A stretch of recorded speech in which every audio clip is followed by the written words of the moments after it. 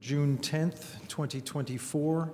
I'll start by just giving a quick overview of our run of show this evening. We will do our typical housekeeping items, and then we'll get on to our petitions. There is one petition that has been continued to the July 15th meeting. That is DP 17-24, petitioner Eric Deckert, the property at 3615 East Post Road. So that will be heard in July. Two petitions that we will hear tonight, SP 22-24, Tyler Curry, 4600 East Morningside Drive, and DP 12-24, Darlene Meyer, the property at 4415 East Morse Pike. So that is what we will be hearing tonight. But before we get to all that, let's just make sure we have quorum. Let's call the roll.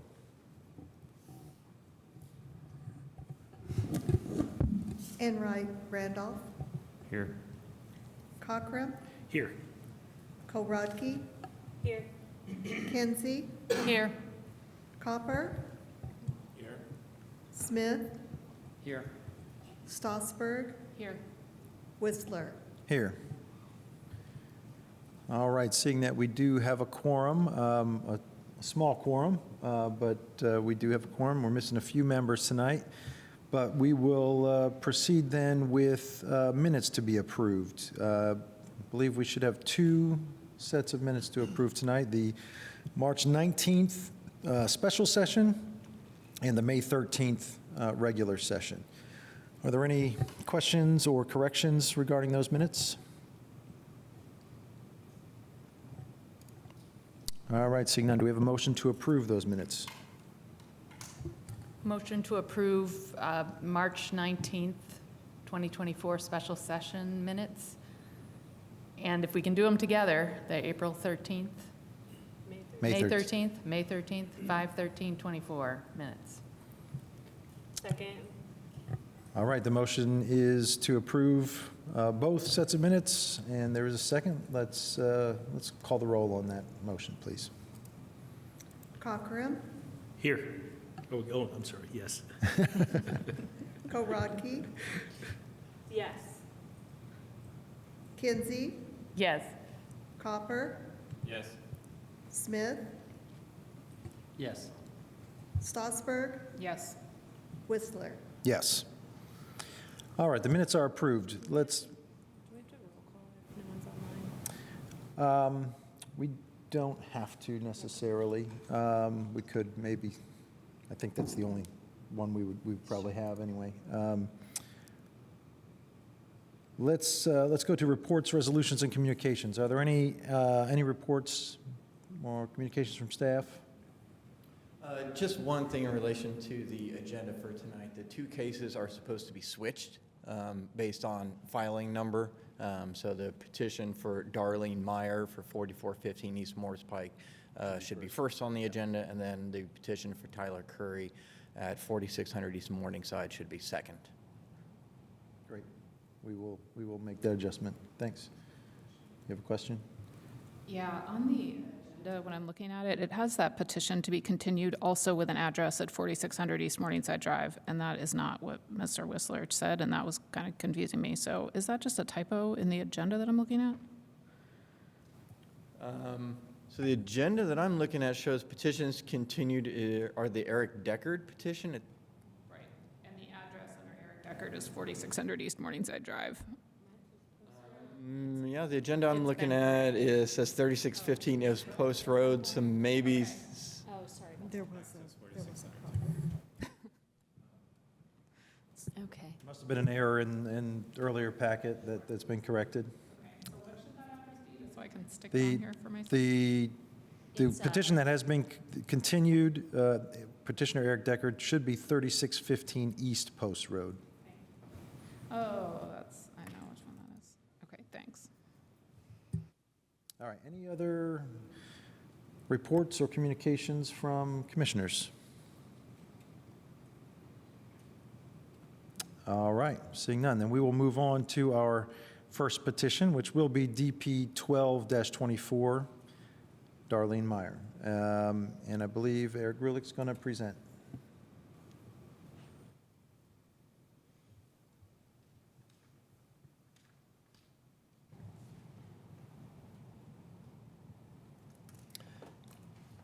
Thank you.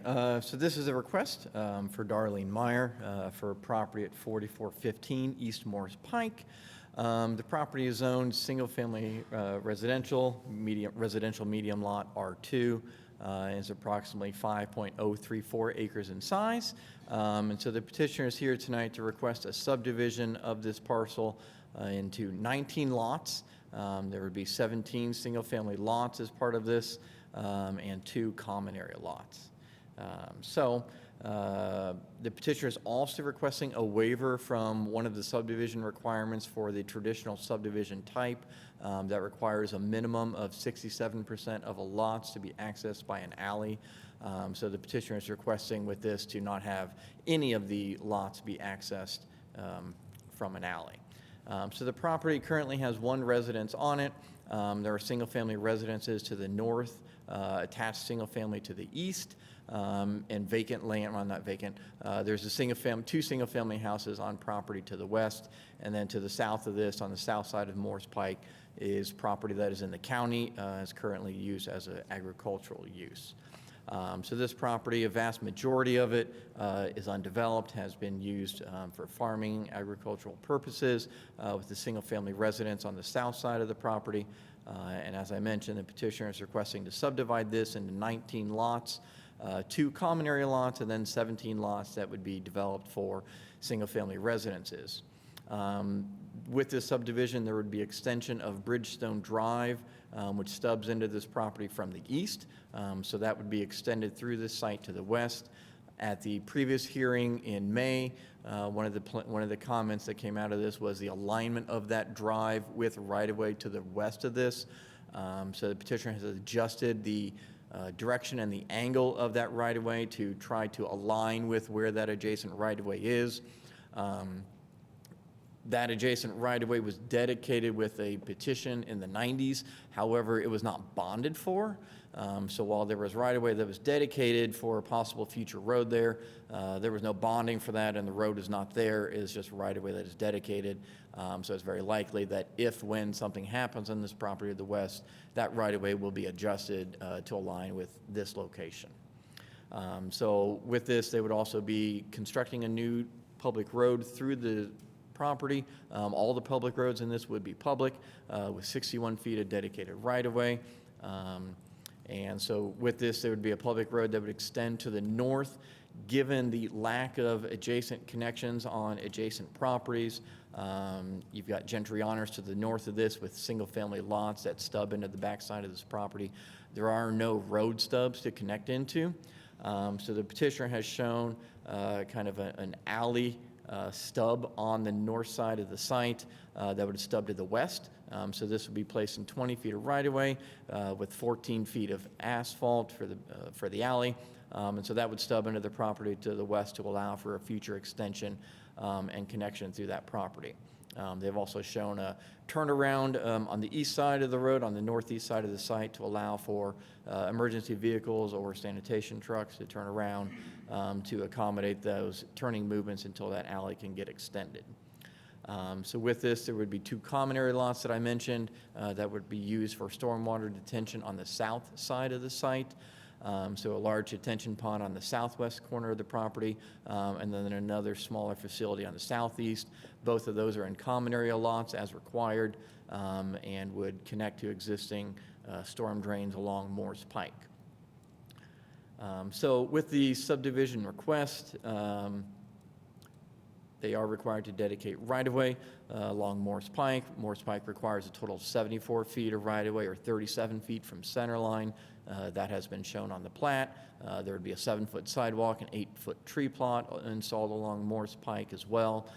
Due to a lot of existing utilities along Morris Pike, it is not possible to put the street trees in along the right-of-way.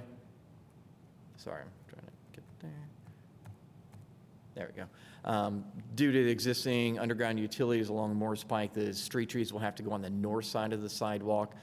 So those have been shown here. There is a missing street tree on the west side of the site that will need to be adjusted and accommodated with the grading permit. So we have added a condition of approval for that element, and we'll show that in a second.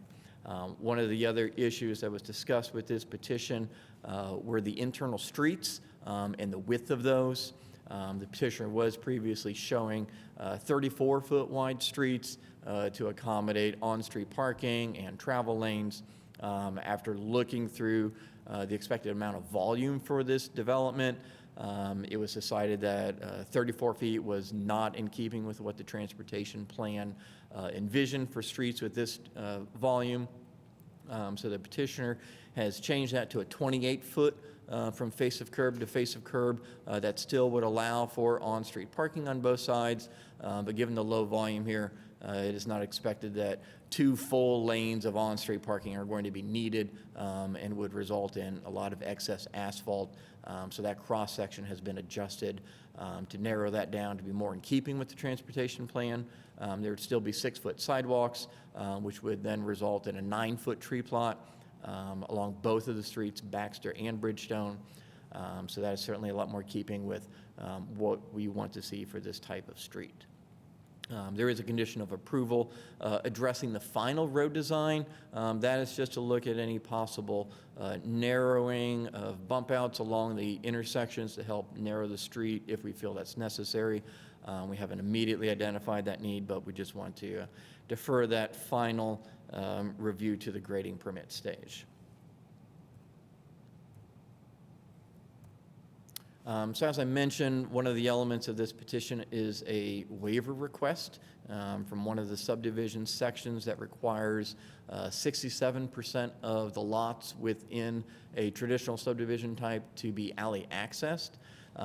Due to the narrow lot width here, as you saw in the proposed site plan, there's just one internal public street with lots on both sides.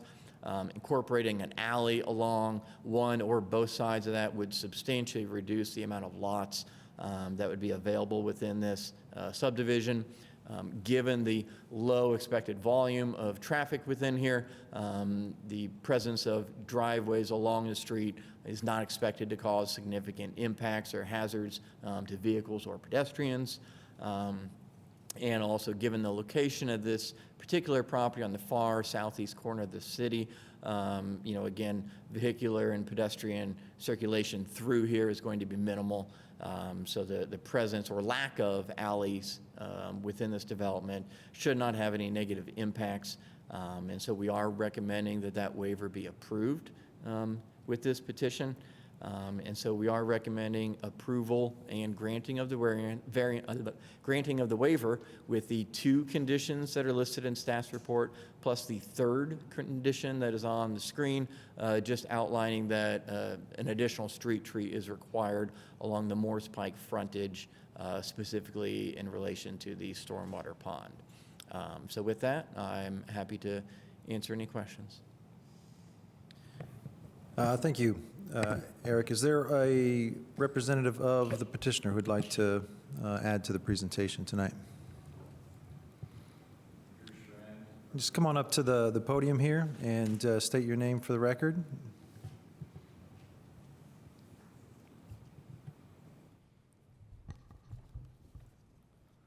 I'm Drew Schrand, representing Bynum Faneuil and Associates. Joining us on the call is also Daniel Butler, who may be able to field some questions today. With us, Darlene Meyer and Beth Robinson, representing ownership, as well as David Jenner, representing the construction group. As we've heard, there have been a lot of iterations and new designs with this project based on city revisions and feedback. The current one, we most recently changed the alignment of the east-west road stub to connect to that existing right-of-way to the western property. We also added the alley to the northwest above Lot 9 to the north. That'll provide future connectivity possibly.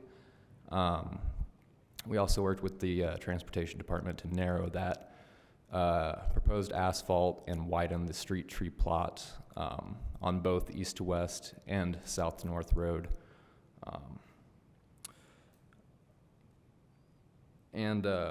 I know home affordability has been a topic brought up a few times through this design process, but we believe with this current design proposal of 17 homes, that'll match a lot of need and fit in with the existing concepts, specifically to the east that we're connecting to.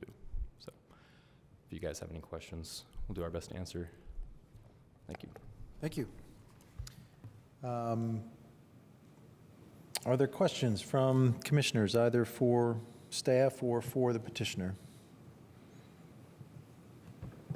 Commissioner Kinsey.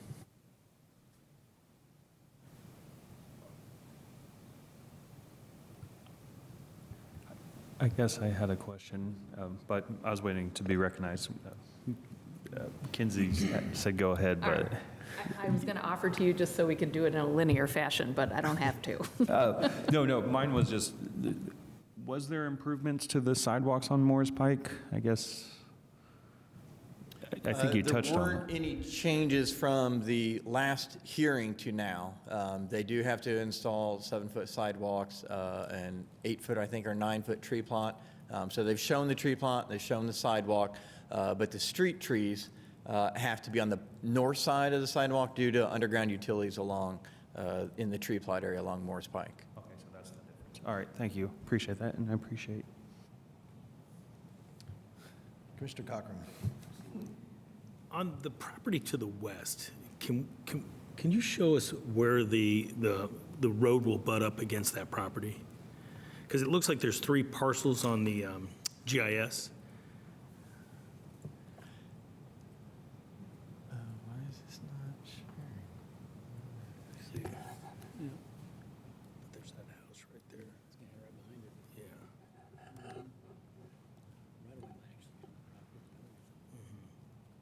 It's all one owner. Yep, so the line that is shown in GIS roughly represents the north line of that right-of-way. So this is showing it kind of, I'm trying to figure out the best way to, yeah, the line in GIS is in essence the old one. So the right-of-way that is there is just a little bit, that represents the north edge of the right-of-way. I guess the question with the house there, how does that house set back from where that road is? Or like if another road was going to enter into on the other property, how would it affect the current residence that's there? Oh, I see. So the road, I think, would be probably just about almost on the north end of that house with the alignment that is shown now. So the house would be out of compliant, correct? I'm sorry, can you say that? Would be out of code, like setbacks?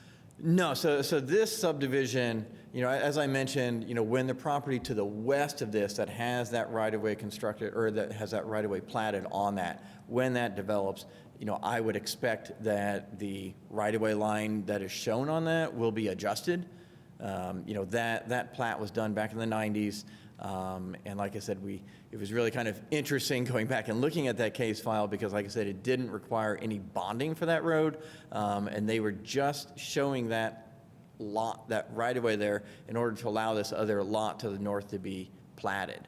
But they never did anything with it. So really, in reality, when that property to the west comes in, the plat should be vacated, and then a new plat will come forward, possibly doing something similar to what you see on this particular subject site. Okay. So I would fully expect that house to be removed, at some point in the future. Mm-hmm. And that's what my thought was. Okay.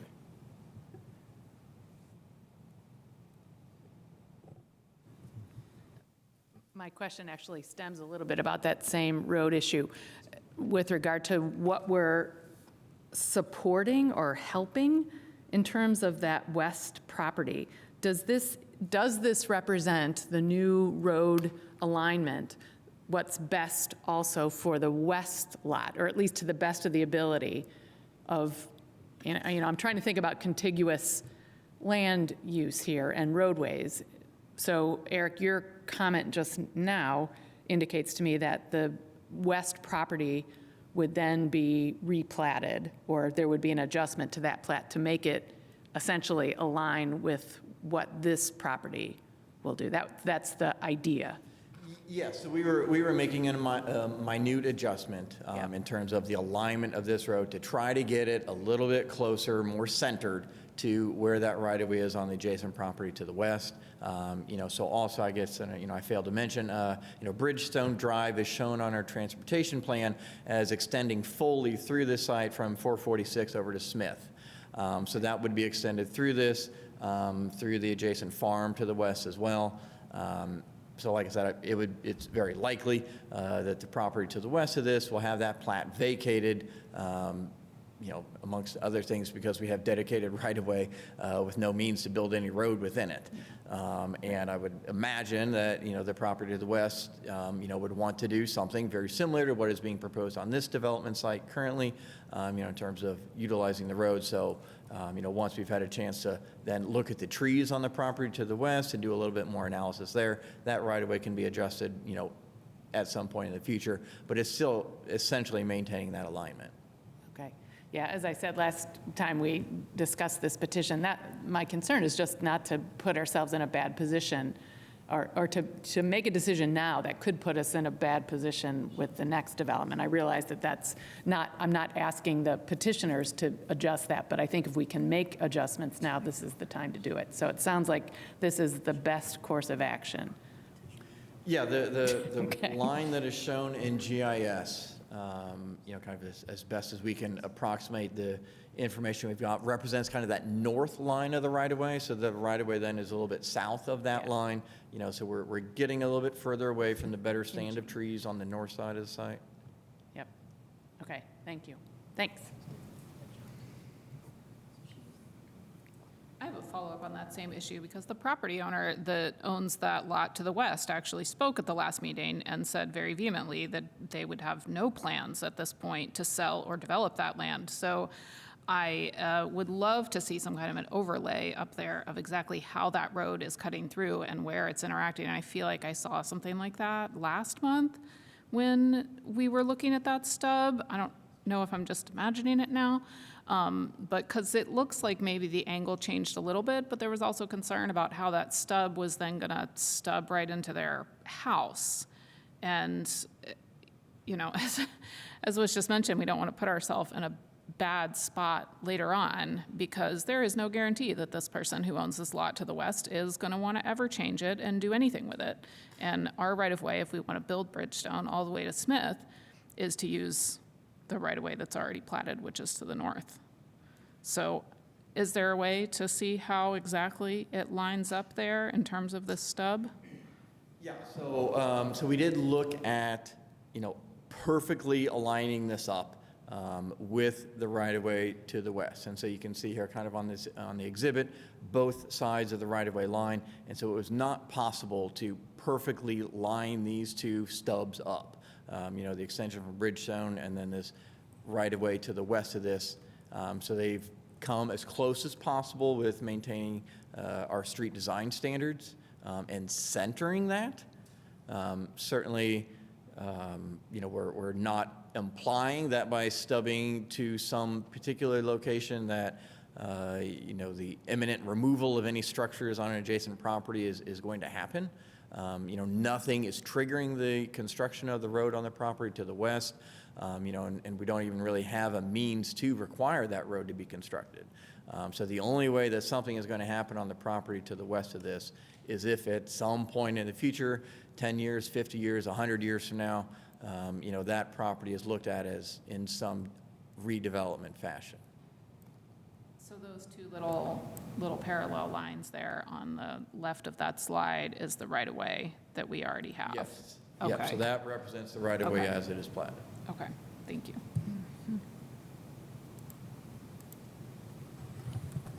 Any other questions from commissioners?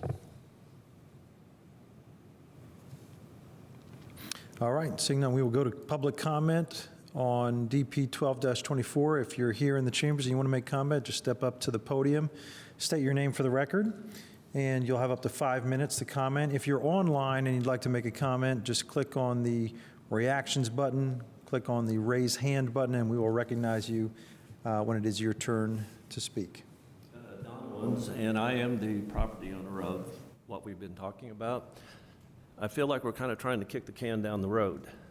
And like to have a little bit more definitive answer about, in the future, we don't at this time plan on developing, but seems that we need to have more of a finite answer, on this connection.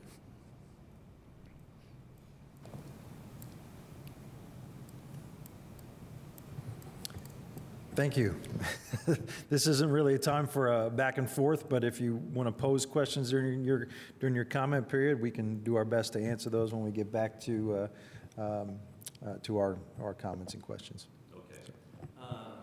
But with all that being said, what I'm trying to grasp is, are we putting this off right now for a future date?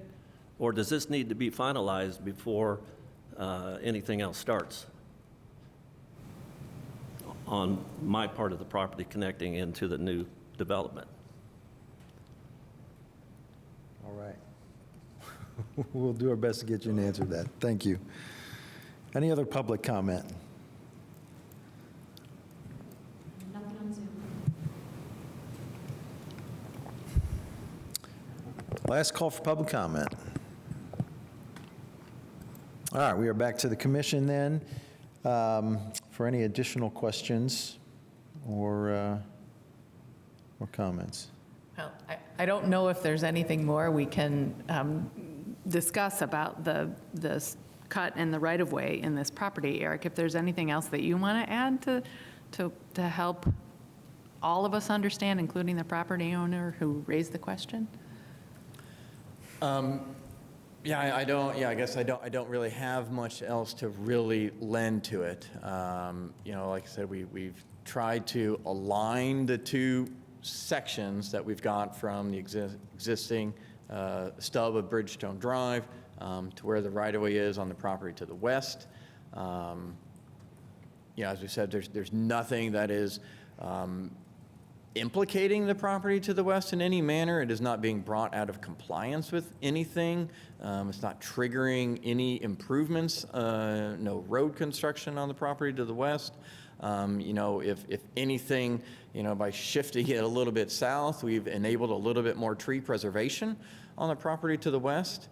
That is something, yes, we are kicking the can for where this right-of-way and road on the property to the west might happen because nothing's being triggered for any review on that property.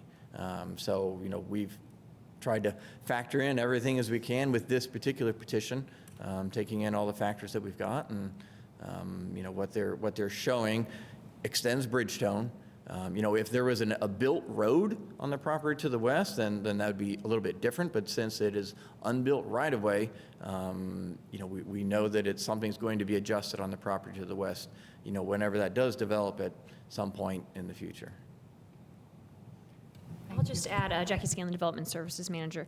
When you look at the aerial of from Bridgestone coming from the east, the die was kind of cast when that street was platted. So between last month and this month, we have taken that alignment, which is a fixed location in real space, and tried to, have them orient the new right-of-way that they're planning to get as close as possible to the existing right-of-way to the west that hasn't built. And if the west goes to develop sometime in the future, then we'll deal with that, moving that, theoretical right-of-way to line up.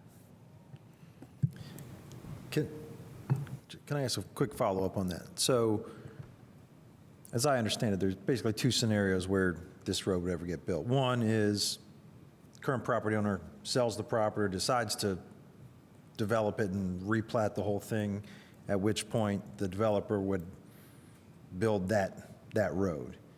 And we would adjust the line as part of the approval of that development. Second scenario would be the city comes up with some pool of money that doesn't currently exist, decides that we want to build that road. In that case, the city would have to acquire additional right-of-way to build that road. So in scenario two, the scenario where the city just decides we're going to fund and build that road, this actually puts another impediment to that, because now we would have to acquire additional right-of-way before constructing that road. Is that accurate? Yes, and I'm struggling to see the impetus for us coming forward and building that road. I just don't, I don't see I don't see the impetus for that. Yeah. So it's highly, highly unlikely that anything happens with this road without the property owner's consent. Yes, absolutely. All right. Thank you. Any other questions from commissioners? Commissioner Enright Randolph. I'm just curious, since it was I guess, moved to the south a bit, how far did you move it from the first proposed layout to what we're looking at now? Yeah, would you go to the podium if you're able to answer that? Thank you.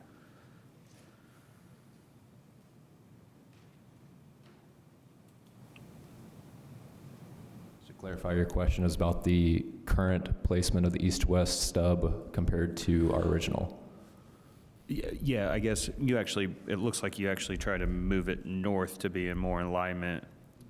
And I was just wondering, how far were you able to kind of move it north? We canted it 6 degrees from the center line in a clockwise direction from the existing Bridgestone stub onto this property. Okay. I'm not going to be able to do that math, so I'd say, is that the old one that you have up there? That is the current design. That's the current one. Well, I guess my point is you're trying to do your best with still leaving all the units in place, so, yeah. I figured if you had like a hard number, we moved it north 10 feet, 20 feet, might resonate with folks that are interested in this conversation. So thank you. Thank you. Any other questions? Commissioner Stossberg. Question unrelated to the road stub. The retention pond that do we have any kind of regulations at all about fencing of retention ponds in terms of safety? No. So swimming pools are required to be fenced, but detention ponds are not. Typically, most detention ponds are designed to be dry. 90% of the time, it's just during a water event that they oftentimes have water in them. So most of the time they're dry, but they are not required to be fenced.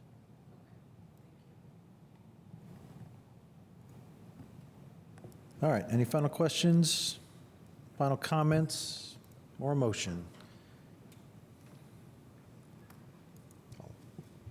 I'll do a final comment too. I think my general thing that I talked about last time was affordability, and I still just remain a little disappointed that these are single-family homes over there instead of paired homes. That I would have appreciated paired homes just to have a little bit more affordability, and I understand that there were some limits, as discussed last time, about the ability to do that, and I just want to say that I'm looking forward to a time where it would be easier to put paired homes on a lot like this. Thank you. Thank you. DP 12-24, the recommendation is stated by staff. Second. So your motion is that we adopt the proposed findings and approve the primary plat with the commission's approval as shown on the screen? And second? And I'll second it. All right, let's call the roll. Kowrodke, Yes. Kinsey, Yes. Copper, Yes. Smith, Yes. Stossberg, Yes. Whistler, Yes. Cockrum. Yes. Okay, motion carries. Thank you. We will now move on to our second petition this evening, SP 22-24. And I believe Commissioner Smith is going to sit this one out. Yes, sitting out, recusing a relationship with the petitioner, friend. Yep. Thank you. All right. believe we have a new case manager stepping in. Welcome. Katie Gandhi is going to present.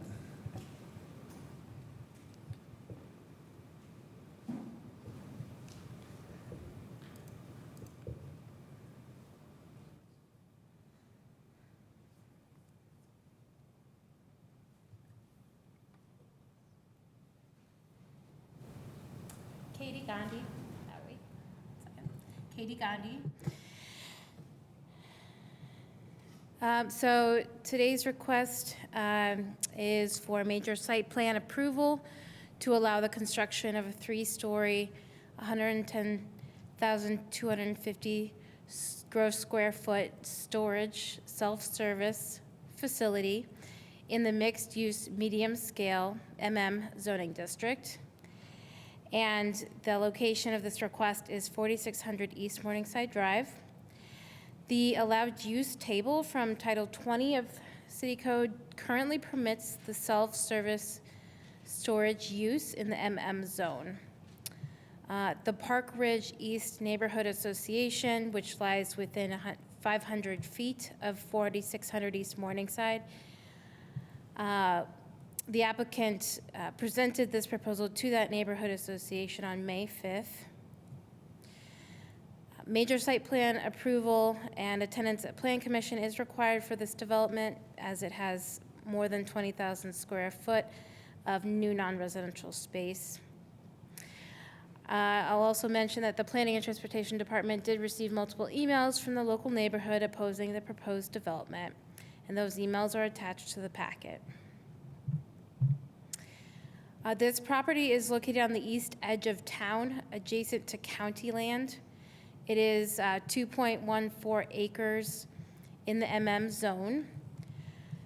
Surrounding zones are to the north, another mixed-use corridor zoning to the west and south, and county residential zoning to the east. This property has been vacant and or used for surface parking since at least before 2007. This property is located 300 feet from East 3rd Street to the south. It's located 400 feet from Park Ridge East Park to the north. And in terms of surrounding uses, there's commercial office to the north, vacant to the east, commercial veterinary clinic to the south, and a multifamily residential development to the west. There is an existing 5-foot sidewalk and 8-foot tree plot along East Morningside. Vehicular access to this property is possible through East Morningside Drive, which is a city-maintained street, and also through a shared private drive of East Indiana Bell Court to the north. East Indiana Bell Court is a private road with shared access easement between this property and the property to its north, which in this picture is north is looking to your left. East Morningside Drive is a residential street that is currently assigned bike route and shared use lane. It is also has a current bus route for Bloomington Transit. This shows the property from the street. Here's the property to your right, looking north. And here's the property looking south. The petitioner is proposing to construct a single building, 3 stories high, climate controlled, to be used for self-service storage. All storage in this building will be kept within the enclosed building. The entrance to office space for pedestrians is along East Morningside Drive to the west. Interior drive-through access or vehicular entrance is located on the north and south sides of the building in a recess. So essentially, the car will drive into the building and load up and unload there.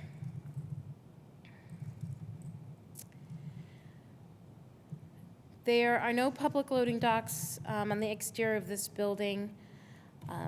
All storage is contained within a fully enclosed structure, and each story will have storage use with access to the upper floor units via interior hallways.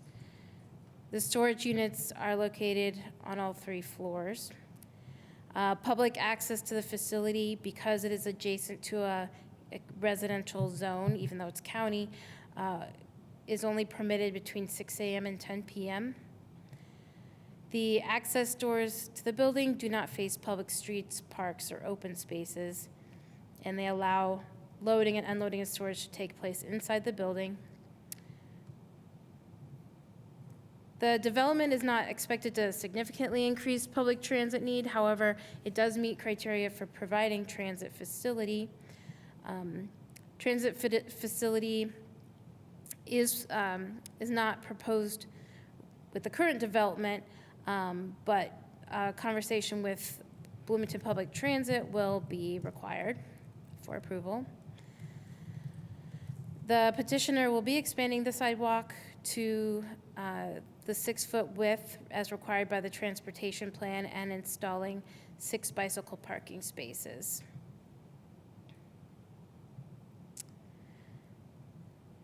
The development will install 7 new street trees, new parking lot perimeter landscaping, and new interior landscaping. As required by the code, a 15-foot wide vegetative buffer with 24 trees will screen the property from the county residential property to the east. A native plant bioretention pond along the east side of the property will collect stormwater from 4 stormwater inlets. Sewer and water service lines are available along East Morningside and at the rear of the property. There are known water pressure issues in this area, so a proposal like this with low water needs can be helpful. Final acceptance and approval from CBU, City of Bloomington Utilities, is required to connect to the existing private stormwater lines. There's going to be 1 primary pedestrian entrance provided along East Morningside. The pedestrian entrance will include lights, building name, raised corniced entry parapet, and a recessed or framed shelter. All the 4-story windows on the primary facade are transparent and do not make use of dark tinting or reflective glass. I should say on the first floor in the primary facade. The architecture of the proposed building contains modules that are 40 feet or less, that have repeating design elements, that add visual interest to the building. There's awnings. There's a change in building facade height of at least 5 feet between each module. And there's a regular pattern of transparent glass on the first floor, which constitutes more than 50% of the wall. The north elevation includes a recessed automatic door that serves as the vehicle's exit from the building. The building includes a flat roof with a parapet, and all sides of the proposed building, including those not visible from street frontages, have a finished facade similar to the facades, to all the facades on the building. There are multiple exterior finish materials, cementitious siding, brick, IFAS, stone, and glass that repeat horizontally and vertically to create color and pattern changes. And the south elevation includes a recessed automatic door serving as the exit for the cars. This is not an exact image, but it gives you an idea of the entryway and to the office and the the doors that the vehicles drive in to unload and load. There is a karst feature on the county land to the east of this property, and per code, no land disturbing activity will occur within that karst feature. Additionally, the landscaping and bioretention pond proposed should aid in helping protect the natural karst feature. The future land use map from the comprehensive plan designates this property as urban corridor. Comprehensive plan is a guiding document meant to inform the code. Urban corridor future land use envisions a more urban mixed-use district that serves nearby neighborhoods and the larger community. The urban corridor land use desires site features like building to street frontages, structures that are multi-story and pedestrian scaled, indoor and outdoor public gathering spaces, all in an effort to transform the existing automobile-centric context into more mixed use. The proposed development is along East Morningside Drive, which is 20 feet wide neighborhood residential street. It's currently a shared use lane that does connect to the Longview Bike Lane and the 7th Street Greenway, which is a route that extends from East Bloomington to near West Side neighborhood. The transportation plan's bicycle facility does recommend East Morningside Drive as a neighborhood greenway, which are intended to be low speed, low volume to create safe walking and bicycling environment. One of the city of Bloomington Comprehensive Plan's priorities is to enhance a more multimodal transportation that emphasizes public transit, walking, and biking. So, to sum this all up, the proposed self-storage development at 4600 East Morningside Drive is a use that's permitted in current law. It'll serve the local and larger community. It's not a priority use or development type in the comprehensive plan. It's not an ideal complement to the nearby residential neighborhoods, and not the mixed-use design as desired by the comprehensive plan. It's more intense and more auto-centric than what's envisioned. It meets the minimum requirement. It meets the requirements of the self-storage use-specific standards in the UDO. It will contain a detention pond and landscaping plantings that will provide screening and protection to the karst feature to the east. It will provide a service to the community on land that's been vacant for many years, and it will provide modern, secure self-storage services on East Bloomington, which is an area of town that has the least number of options available. So the Planning and Transportation Department recommends that the Plan Commission adopt the proposed findings and approve SP 2224 with the condition that the petitioner must receive a grading permit, show lighting specs, obviously apply for a sign permit. A conversation will need to be had with the Bloomington Public Transportation Corporation to determine if they'll need to install bus facilities. The easement needs to be provided for the private drive to the north. There are some plantings that will happen in utilities easements, so they'll have to sign an encroachment agreement with CBU. For developments of this size, covered bicycle parking is required, so that will need to be added.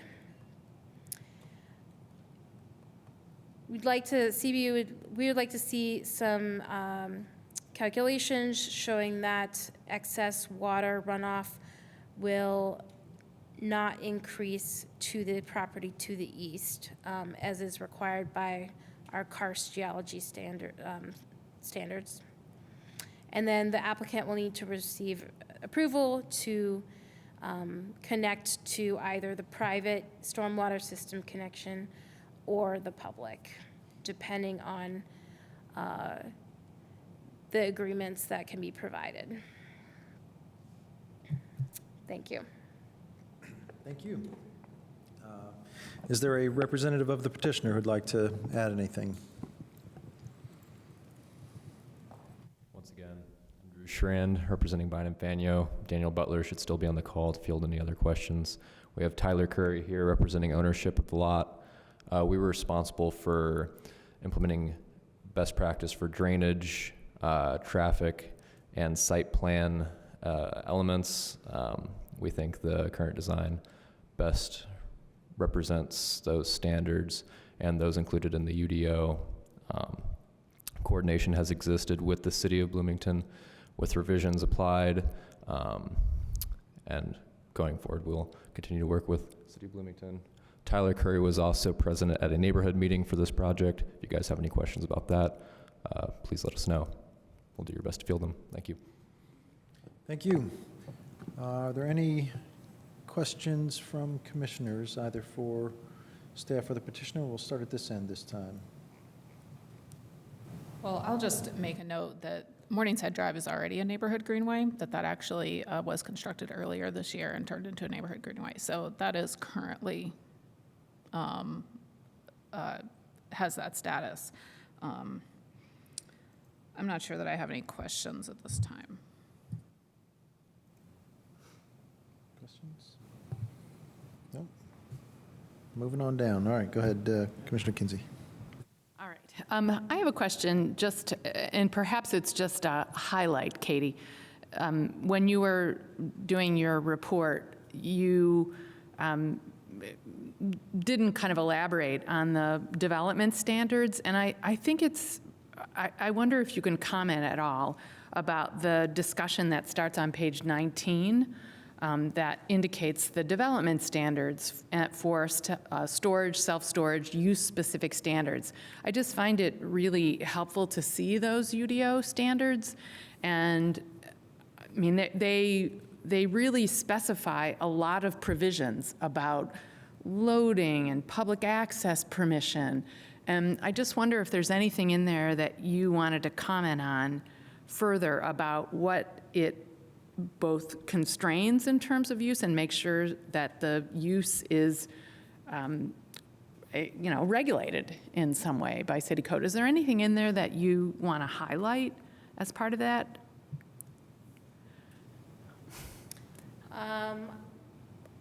What would you like me to expand on? Well, I wondered if there were any concerns about any of those provisions. I am thinking about some of the comments that were raised by concerned neighborhoods about access to the facility 24/7.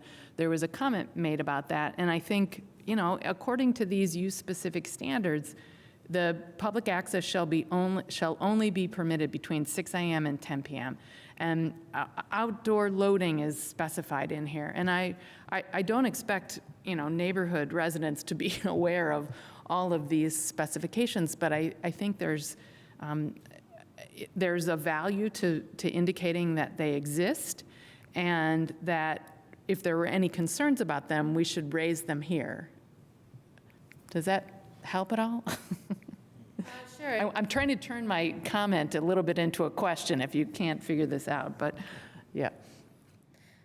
Well, the petitioner is aware that public access is only permitted between 6 a.m. and 10 p.m.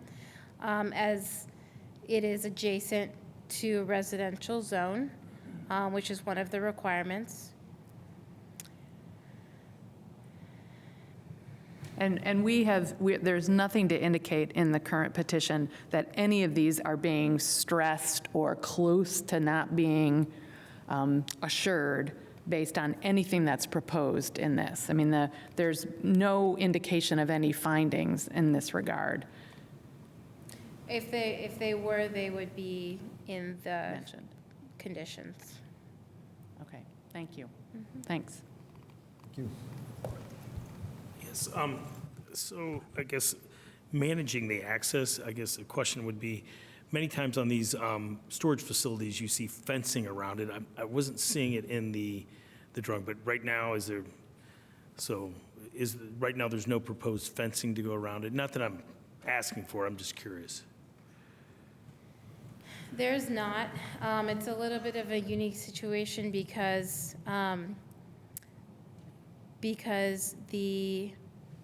all of the loading happens inside.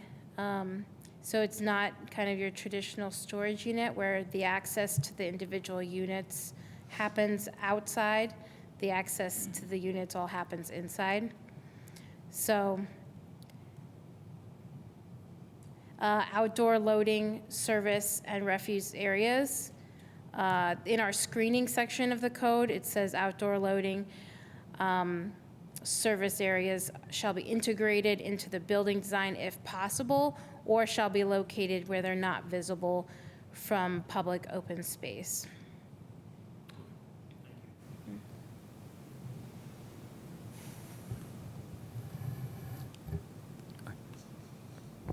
So I guess from the presentation and everything in the packet, they're not asking for any waivers or variances. They're meeting all the code. So this is starting to seem kind of like a right to build type situation. Would I be correct in that? You are correct. They don't intend to ask for variances, as far as I'm aware. Thank you. So I guess the broader question, because I do think this is a pretty nice established neighborhood, and if we don't want to see these uses, then we need to address it from an ordinance standpoint. And unfortunately, today we can't. Maybe the petitioner can add as much as neighborhood detail quality in the facility, but then, we're asking them to put in a financial commitment there. So the only thing I'm going to offer as another comment is maybe when these neighborhoods are built out to a certain percentage, that there's a condition that they need a waiver from the Plan Commission, or we won't really ever have a position to say yes or no to these types of developments. So that's my comment. I will say that City Council is aware of this, and they are considering reevaluating some code. Thank you for that dialogue. We have been informed that the Plan Commission can petition the Planning Department for ordinance changes as well. All right, any additional questions before we go to public comment?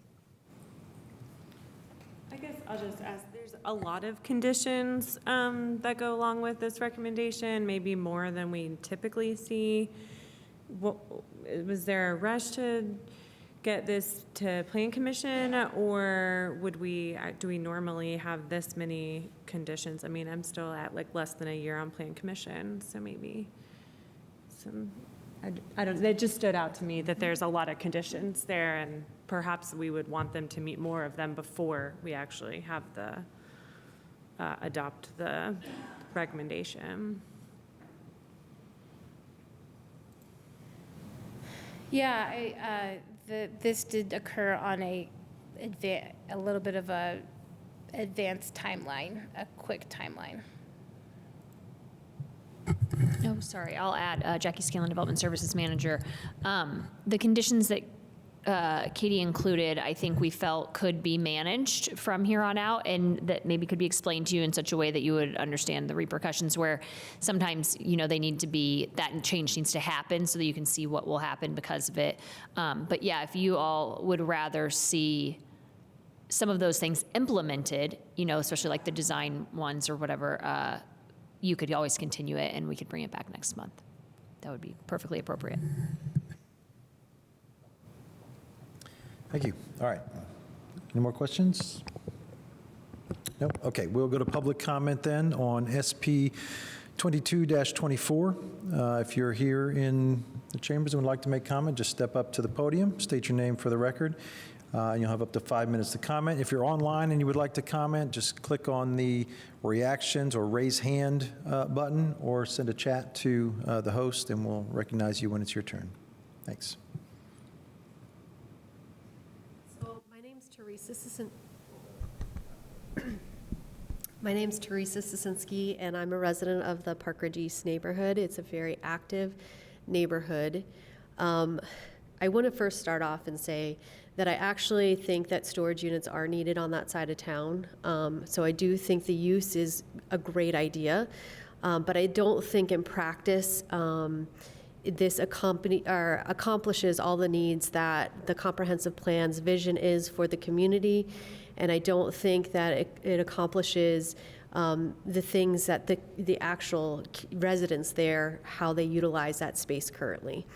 So right now, that sidewalk, that building has been demolished for a very long time, and that sidewalk is used very frequently by the people going from the park to the ice cream store, or from the park to laser tag, or from the park to the vet. And because that kind of fits the vision that Bloomington has, is this walkability, commercial, mixed-use type of property, I think that I would like to see something that's on a more smaller scale, not so much the building itself, but the pedestrian side on Morningside, to accommodate some kind of commercial access, whether that be retail or office space.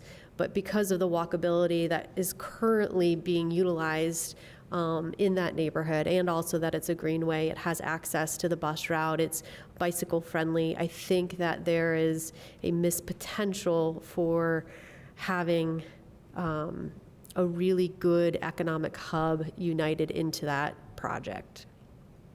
And that's my comment. Thank you. Is there any other public comment? We have some on Zoom.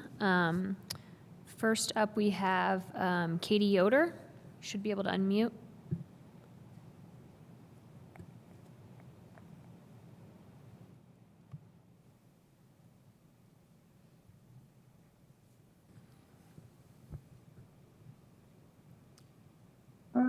Okay. Oh, there you I are. started talking. I didn't realize I was not unmuted. I appreciate the opportunity to comment via Zoom. I've got kids running around in the background, so if you hear that, I'm sorry. But thank you for letting us be here. I wasn't going to comment because, like Mr. Enright Randolph said, it kind of seems like a done deal. The developer's done his due diligence, but I really started listening when the idea that this is something being considered by council and it could change means we could be in the tail end of like a poor zoning ordinance. And if storage units are being removed to be in this specific type of zoning or need more notice, it's just going to be kind of upsetting if we're the impetus to get that done.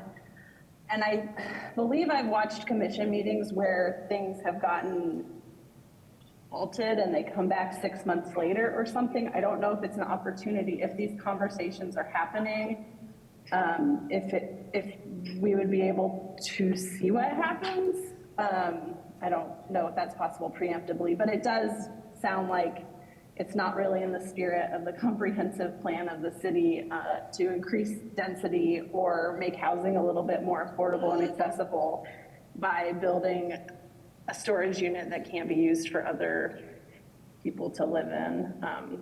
But I know this isn't a question and answer session, but that is just my thought and concern. Is it just feels sad that we could be the last storage unit built in this zoning. Thank you. Thank you. Are there any additional comments? We have three more, I think. Kayla Empson, you should be able to unmute. Hi, yeah, I'm actually here with my partner. We live right across the street from this lot in that residential, that multifamily residential. Just want to clarify that it is a it's not like a normal like apartment situation. It's we also have townhomes as well, and that it's a very community oriented sort of space. But my partner had some ideas to share as well. Yeah, so kind of backing up what Teresa said earlier, it is a very active area. Our daughter bikes there. We bike across there. Lots of people bike there. We go to the ice cream for Brewster's. It's a very walkable area. And so we have some concerns that essentially this space it could be a very important space for this residential area is kind of being appropriated for commercial reasons that don't really seem to add much value to the community itself. Like, I think it is important to have storage spaces. That's great. But I'm not sure how much that really benefits this particular community. I'm not Yeah, sure like if Sarah it wants being to add used, anything to this. if there was a different use for that space, that was because I don't, even with what is given in terms of the listing of how it could possibly benefit our community, it doesn't, that I don't really agree with most of that. It doesn't really seem as though it would, it doesn't fit the ethos of like the community, and would actually inhibit a lot of pedestrian walkability. Like it would significantly like inhibit that, because there'd be a lot, there'd be greater use of motor vehicles in that area, and we have a lot of children who run around in this area, and it would cut off a form of cut off a path in terms of what is a very commonly used path by the community. If there could be something else that could be brought in, that would be definitely smaller and or something that spoke more residential, even though technically that area is a more, that technically the commercial space above it and there are commercial spaces below it. The commercial spaces below and to the side are more family oriented commercial spaces, and the commercial space above it, the I think at like AT&T or something, is not used very much. It's has a very, very low rate of motor vehicles, and the back lot there is used very often to teach children how to ride their bikes. So it's even though it is a technical commercial space, it's very much treated more like a residential area, if that is helpful. Thank you for your time. Thank you. I believe we had 2 people commenting on there, but we only got 1 name for the record. If you wouldn't mind just stating both names so we can get that in our record. If you're no longer on audio, if you could just maybe chat that too. Oh, of course. Kayla Empson, Kayla Empson. It's written on there. And then Christopher, spelled the usual way, Bisom, Bisom. Great. Thank you. Thank you. Rebecca Payne, you should be able to unmute. Hi, good evening, everyone. This is Rebecca Payne. I'm a resident of the Park Ridge East neighborhood, and I would just like to second what the previous speakers have said, that while it seems to be a permitted use, it just doesn't seem to be the best permitted use for the surrounding area. For our immediate community, it certainly isn't really amenity, but for the broader community, with the understanding that it's the only storage here on the east side, it does just feel like there might be that this spot in particular isn't really ideal for storage purposes, and perhaps there's other locations where it may be more congruent with existing land uses. So yeah, just wanted to register my comment that it just feels very incongruent, even though it seems to be permitted. So thanks very much. Thank you. Okay, the other comment we received was written. It was from Ann McCraney, a resident of Park Ridge East Neighborhood Association. One of our neighborhood's concerns is light from this facility, and there appears to be a condition to study the light. Can that be done and shown to not be disruptive before approval? And then we received one last comment from Katie Yoder, who spoke earlier and had intended to indicate that she was also a resident of Park Ridge East. And that's all I've seen thus far on Zoom. All right, thank you. Are there any additional public comments? Last call for public comment. All right, we are then back to the commission for any additional questions. Oh, Well, it's Miss Empson has raised her hand again, so I don't know if she's got someone else there. Miss Empson, did you mean to raise your hand? You should be able to unmute. This is her partner again. Sorry. There's one other thing I wanted to ask. If there's, I don't know how this works as well as other people do, so I apologize if it's sort of a silly comment. But I guess my question is also: is there any sort of empirical evidence about the proximity of these storage spaces to other residential neighborhoods? Like doing a little Google search, it looks like most of them are not really in very residential neighborhood like this. And I know that this is technically a commercial space, but I'm kind of wondering if there's any research being done into how close these storage spaces actually usually are to the residential spots and not like off the highway, right? Or at the, in more, I don't know, more thoroughly commercial areas where there's more buildings and more services offered. But that's just a question, if there's anything that can be done about that. So, sorry. thank you. All right. Are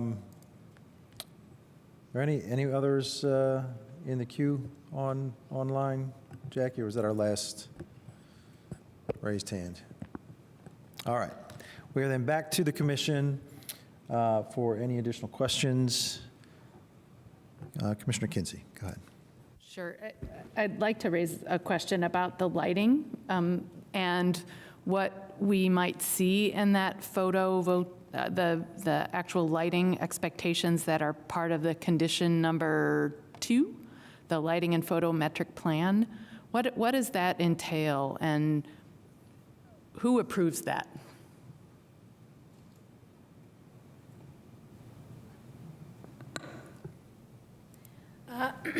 Katie Gandhi. There is lighting requirements listed, outdoor lighting requirements listed in Title 20. The standards for mixed use and non-residential lighting would apply to this development. There's too many details to read, but essentially they would be held to Title 20 outdoor lighting standards. And then how is, it indicates in the condition that it's approved before issuance of a grading permit, and that would be approved within your unit? Yes, grading permit is required before a building permit is approved. Yeah, and I guess I'm speaking specifically about the lighting and photometric plan. Yeah, so we would check the photometric before we issued a grading permit. And so we would be checking, like Katie mentioned, we check light trespass, we check design of the lights, that they're meeting like the downward shielded requirement, making sure that they're not shining into the right of way or past, over a certain number of lumens across the property lines for the adjacent properties and the right of way as well. Yeah, I mean, I do think that this is a really important question that was raised by a member of the community, and certainly one that we want to make sure we're not adding to light pollution to an area. So that's important, but the fact that it's a condition gives me some confidence that that will be addressed. My other question is more the process of what does it take, and what can we say now about the possibility of changing, essentially, if we're not interested in these kind of uses near to a residential neighborhood, what would something like that take, and what's the process for that? I like the idea of, being a lot more thoughtful about what we want for design and not wanting certain things near and proximal to greenway and residential neighborhoods, but this is not a let's wait a month and hope something changes kind of thing. And I wonder if there's any comment that staff could offer us about what's the procedure, or how would, some of us have been here for the original UDO and how long that took. So we're quite familiar with the length of time that it takes for that kind of change to be made. But we have made some other revisions and modifications to the UDO, and so I guess I'm wondering what's the real feasibility of that? I don't know if somebody can make a comment about that. UDO changes can be prompted by council or the administration through the Plan Commission. It's our understanding that at least a couple of the council members are in discussions about potentially proposing an update to the UDO, which is Title 20 of the Bloomington Municipal Code, which would require your review and recommendation to council, and then on to council for final decision, and then on to the mayor for final decision on signing that. It's a months-long process. They are on or about to be on summer break, so it would be fall or winter at the earliest, I would say. Thank you for that. Yeah, I'm certainly not afraid to make changes and want to make sure that we are always attending to the living document that is the UDO and, making changes as the issues present. But I understand it's the person who commented that it's sad to be the last storage unit that could be built next to residential. I'm saddened by that too, and that concerns me, but it's also concerning that I want to follow a process here and acknowledge the work that a developer has done for this space. Yeah, and I'll add that even if that happens, this is filed, right? So they're vested. Yes. So even if you don't approve it tonight, you would have to review it under the old rules, no matter what happens to the rules, just for clarification for those who are listening. So this property is vested under the rules that exist when they filed, which are the rules that are in place right now. Thank you for that. That's a very important comment to make, Jackie. Thank you. Thanks. All right, any additional questions? All right, as a reminder, the recommendation from staff is that we adopt the proposed findings and approve SP 22-24, use 2024-05-0051 with 9 conditions listed in the packet. Would someone like to make a motion to that effect? Go ahead. I have a Okay. comment as well. Go. Okay, do you have a comment too? Because I'll go after you. You wanna I go just ahead? want to make sure that we have time to comment, that's all. before Oh, Sure, motions yeah, made. well, we'll make sure. Let me make a quick comment. I'll make a quick comment, and then I'm happy to make a motion. I do not love this use for the site. I'd rather see residential or commercial. However, with that said, I also don't love vehicles parked on the street and garages not being used. We just have too much stuff. So these storage facilities are highly needed. I guess my thought is it's located where the users are, next to the homes, next to the apartments. It's easy access. Yes, when I see this, I knew the original owner of this site. She would have liked to have seen it be residential. She's a client of mine. But I do see the use, and I think it's a permitted use, and it's they're following all the rules, so it's hard not to move this forward, so. Thanks. Commissioner Strasburg. Yeah, I just definitely need to make a comment about this for a couple of reasons. One, I am the representative of District 3, where the storage unit is theoretically being built, and I have heard a lot from my constituents about this storage unit. I think that this is just a prime example where the UDO, the comp plan, and zoning are not in alignment together, and I dislike that it's not in alignment. And as Ms. Yoder said, it's really disappointing to think that this might be a last storage unit that gets approved under this. I personally don't think that we need more self-storage units. I think that I did an internet search and found lots of vacant self-storage units that were available all over this city on all sides, including on the east side, actually, because there is a self-storage unit tucked in on Kingston Drive on the east side, which is right next to residential in a lot of ways. So it's not that I don't think that storage units can have a place somewhere, even next to residential, but I think that it is just a bad plan to put a self-storage unit on a greenway in the middle between an ice cream shop that has been there for a really long time and a park. I just think that this is a really less than ideal situation altogether, and I will be abstaining tonight because I can't really vote no, because as was already mentioned, they have followed the rules. It is in the UDO as it is. There will definitely be there is some thought about how we need to change in the UDO, how self-storage is allowed. And I just can't in my conscience say, yes, let's put that self-storage unit there. It's on a greenway. It's an auto-centric design on a greenway. And I think that that is highly problematic. It is highly problematic, and I cannot vote for that. Thank you. Thank you. Any other final comments or a motion? I can make a motion. I move that we adopt the proposed findings and approve SP 2224 with the following 9 conditions. Is there a second? Second. All right, any other final comments before we call the roll? All right, let's call the roll. Kinsey, Yes. Copper, Yes.